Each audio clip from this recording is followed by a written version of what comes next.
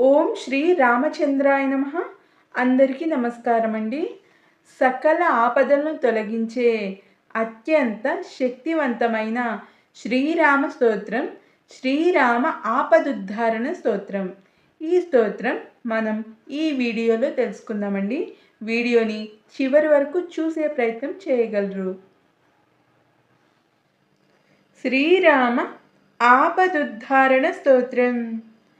आपदामपहर्तारं दातारं सर्वसम्पदां लोकाभिरामं श्रीरामं भूयो भूयो नमाम्यहम्। आर्तानामार्तिहन्तारं भीतानां भीतिनाशनं द्विषतां कालदण्डं तं रामचन्द्रं नमाम्यहम्।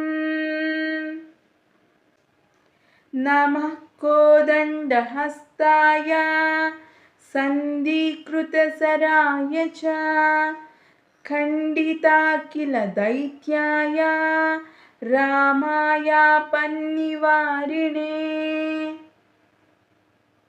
रामाय रामभद्राय रामचन्द्राय वेदसे रघुनाथाय नाथाय सीतायाः पतये नमः।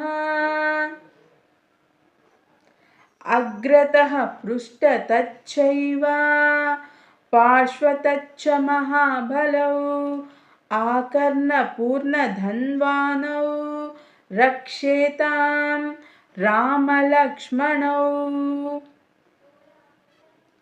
सन्नद्धः कवचीखड्गी चापबाणधरो युवा गच्छन् ममाग्रतो नित्यं रामः पातु स लक्ष्मणः। अच्युतानन्त गोविन्द नमोच्चारणभेषजात् नश्यन्ति सकला रोगाः सत्यं सत्यं वदाम्यहम्।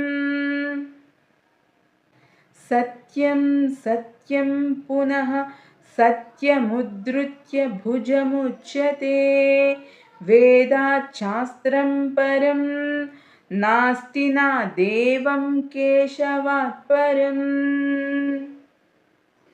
शरीरे जर्जरीभूते व्याधिग्रस्ते कलेवरे औषधं जाह्नवीतोऽयं वैद्यो नारायणो हरिः।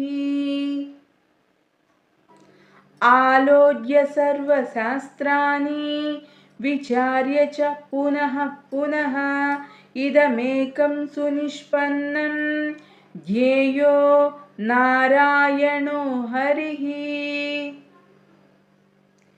ఈ వీడియో మీ అందరికీ నచ్చినట్లయితే వీడియోని లైక్ చేయండి, షేర్ చేయండి మరియు మీ యొక్క అభిప్రాయాన్ని కామెంట్ సెక్షన్లో తెలియజేయగలరు.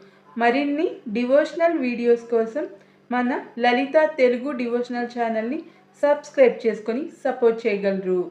ఓం శ్రీ రామచంద్రాయ నమః. స్వస్తి.